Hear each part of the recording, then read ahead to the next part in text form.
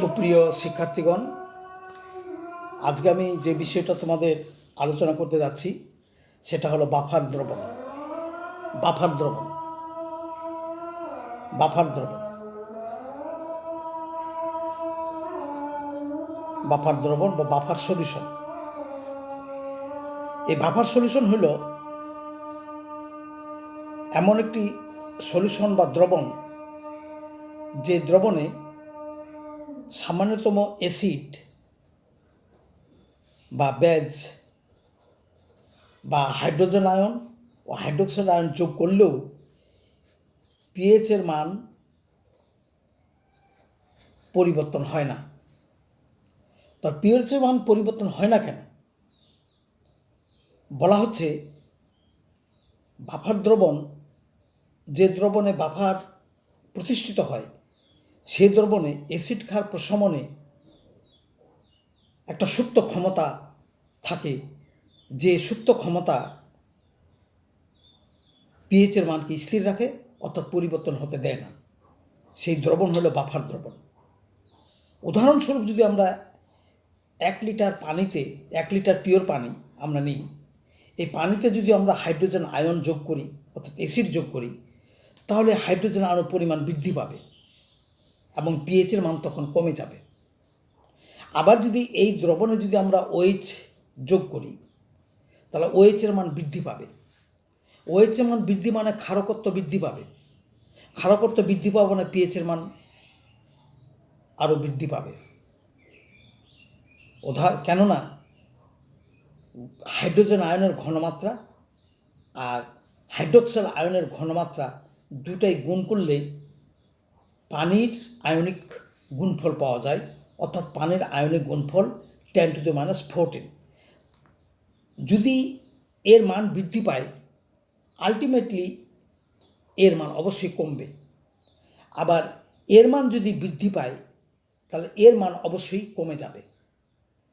অর্থাৎ কোনো দ্রবণে যখন 10 গুণিতক হারে তার ঘনমাত্রা যদি বৃদ্ধি পায়, তাহলে পিএইচের মান কমে যাবে, অর্থাৎ 7-এর নিচে হবে।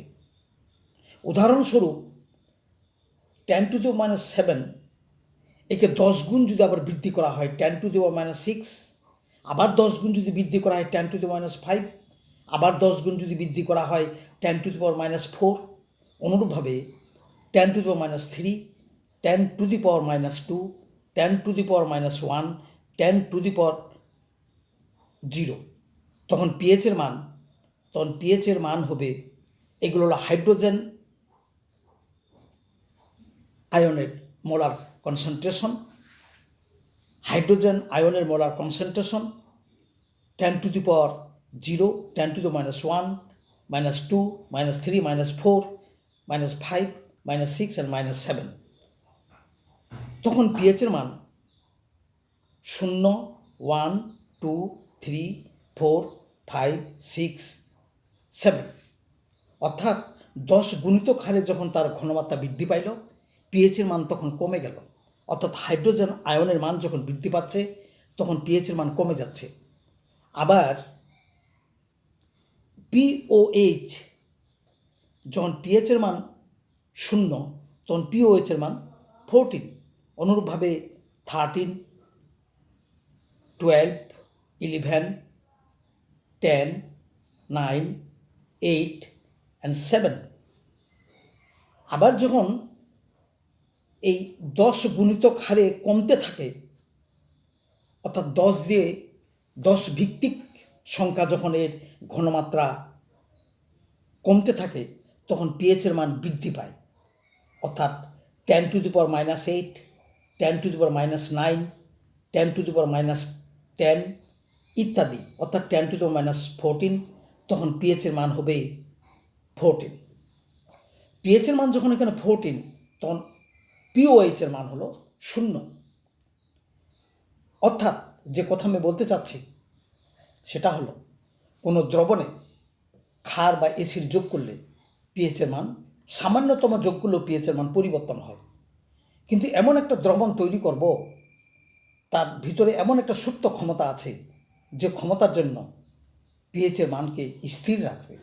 পরিবর্তন হতে দিবে না। ওই দ্রবণটাকে বলা হবে বাফার দ্রবণ। বাফার দ্রবণ প্রতিষ্ঠিত হয় বলেই আমাদের শরীরের রক্তের যে পিএইচের একটা নির্দিষ্ট মান আছে, এটা নির্দিষ্ট থাকে। অর্থাৎ শরীরে আমাদের বাফার, রক্তের মধ্যে বাফার ক্রিয়া প্রতিষ্ঠিত হয়।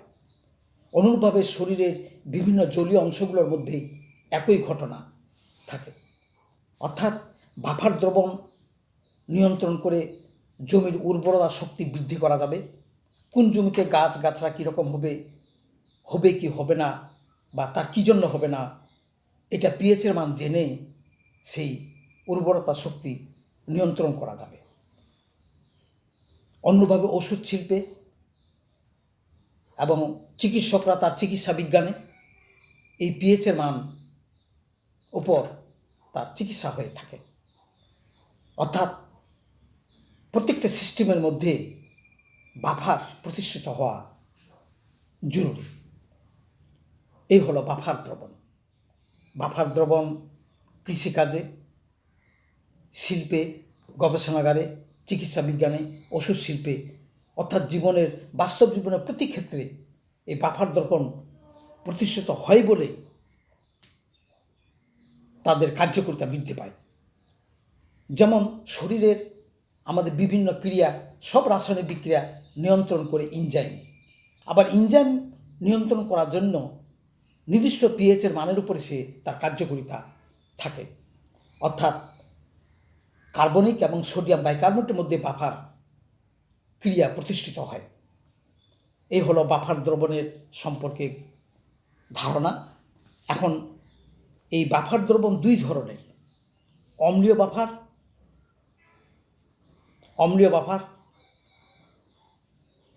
ও ক্ষারীয় বাফার।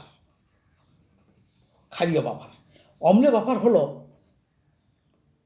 দুর্বল অম্ল এবং তার লবণ।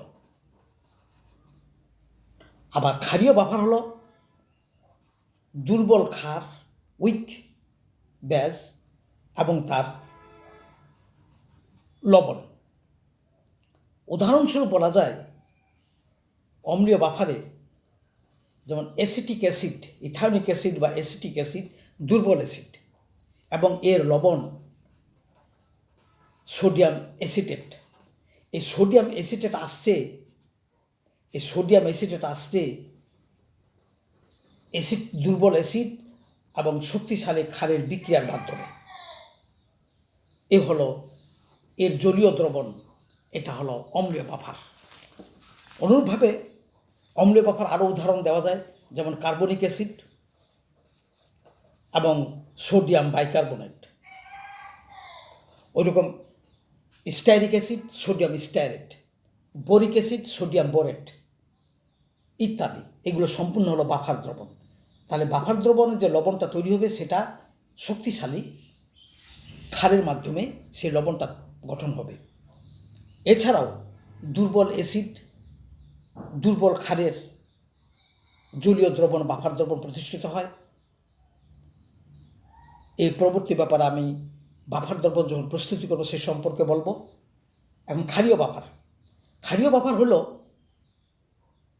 দুর্বল ক্ষার, যেমন অ্যামোনিয়াম হাইড্রোক্সাইড, এবং এর লবণ অ্যামোনিয়াম ক্লোরাইড। তাহলে অ্যামোনিয়াম ক্লোরাইড প্রস্তুত হয়েছে হাইড্রোক্লোরিক অ্যাসিড এবং দুর্বল ক্ষারের বিক্রিয়ার মাধ্যমে। তাহলে এর জলীয় দ্রবণ এটা হলো ক্ষারীয় বাফার। অনুরূপভাবে ফিনল এবং তার ফিনল হাইড্রোজেন ক্লোরাইড ইত্যাদি হলো ক্ষারীয় বাফারের উদাহরণ। এখন এই বাফার দ্রবণ পিএইচের মান কিভাবে নিয়ন্ত্রিত হয় সেই কৌশলটা সম্বন্ধে আমরা জানব। তাহলে একটা বাফার ক্রিয়া বা বাফার ক্ষমতা, বাফার ক্রিয়া হলো যে ক্রিয়ার জন্য পিএইচের মানকে স্থির রাখার চেষ্টা করে সেটা হলো বাফার ক্রিয়া। যে প্রতিরোধ করে বাফার পিএইচকে পরিবর্তন হতে দেয় না, সেই ক্রিয়াকে বলা হয় বাফার ক্রিয়া। তো আমরা এই বাফার ক্রিয়ার কৌশল একটু দেখি। যেমন ধরি অম্লীয় বাফার। আমরা যখন দ্রবণে ইথানিক অ্যাসিড, এই দ্রবণের মধ্যে যেহেতু দুর্বল, এই বিয়োজিত হয়ে ইথানোয়েট এবং হাইড্রোজেন আয়ন উৎপন্ন করে। অনুরূপভাবে সোডিয়াম ইথানোয়েট এও বিয়োজিত হয়ে ইথানোয়েট এবং সোডিয়াম আয়ন উৎপন্ন করে জলীয় দ্রবণ। আমরা যদি অম্লীয় বাফার একটা জলীয় দ্রবণ নিই, তাহলে সেই জলীয় দ্রবণ দেখবো আমরা দুর্বল অ্যাসিড, সেটা দুর্বল অ্যাসিড সম্পূর্ণ বিয়োজিত হয় না, অবিয়োজিত অংশ এবং বিয়োজিত অংশ, অ্যাসিটেট এবং হাইড্রোজেন আয়ন। ঠিক তেমনি লবণ অ্যাসিটেট এবং সোডিয়াম। এখন এর মধ্যে যদি আমরা অ্যাসিড যোগ করি, হাইড্রোজেন যোগ করি, তাহলে এই হাইড্রোজেন অ্যাসিটেটের মধ্যে বিক্রিয়া করে, এর সঙ্গে বিক্রিয়া করে ইথানোয়িক অ্যাসিড উৎপন্ন করবে, অর্থাৎ ইথানোয়িক অ্যাসিড পরিমাণ বৃদ্ধি পেতে থাকবে। লাসেটিলিয়ার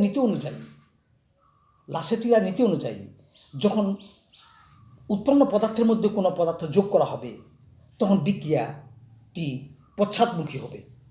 এই পশ্চাৎমুখী বিক্রিয়াটাকে নিয়ন্ত্রণ করার জন্য যেহেতু দুর্বল অ্যাসিড ইথানোয়িক অ্যাসিড, সে এই অভাব পূরণ করার জন্য ইথানোয়েট বেশি করে ছাড়ার চেষ্টা করবে, অর্থাৎ পিএইচের মান নিয়ন্ত্রিত হয়ে যাবে।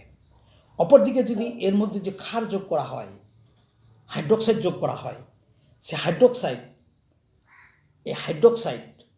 হাইড্রোজেন আয়নের সঙ্গে যুক্ত করে পানি উৎপন্ন করবে, অর্থাৎ হাইড্রোজেন আয়ন পরিমাণ কমতে থাকবে।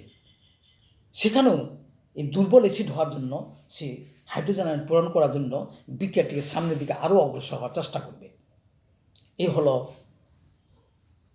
অম্লীয় বাফারের পিএইচ নিয়ন্ত্রণ করার কৌশল। অনুরূপভাবে যে ক্ষারীয় বাফারে যদি আমরা চিন্তা করি, সেটা হলো যে ক্ষারীয় বাফারের ক্ষেত্রে আমরা উদাহরণ হিসাবে দেখলাম যে অ্যামোনিয়াম হাইড্রোক্সাইড দুর্বল ক্ষার, এ বিয়োজিত হয়ে অ্যামোনিয়াম আয়ন এবং হাইড্রোক্সাইড আয়ন উৎপন্ন করবে। অনুরূপভাবে অ্যামোনিয়াম ক্লোরাইড লবণ, এও বিয়োজিত হয়ে অ্যামোনিয়াম ক্লোরাইড হবে। এ হলো সম্পূর্ণ বিয়োজিত হবে, এ আংশিক বিয়োজিত হবে। এখন এই জায়গাতে যদি এই দ্রবণের মধ্যে যদি আমরা অ্যাসিড যোগ করি, তাহলে অ্যাসিড যোগ করলে হাইড্রোক্সাইডের সঙ্গে হাইড্রোজেন আয়ন যুক্ত হয়ে পানি উৎপন্ন করবে, অর্থাৎ উৎপন্ন পদার্থের পরিমাণ কমতে থাকবে।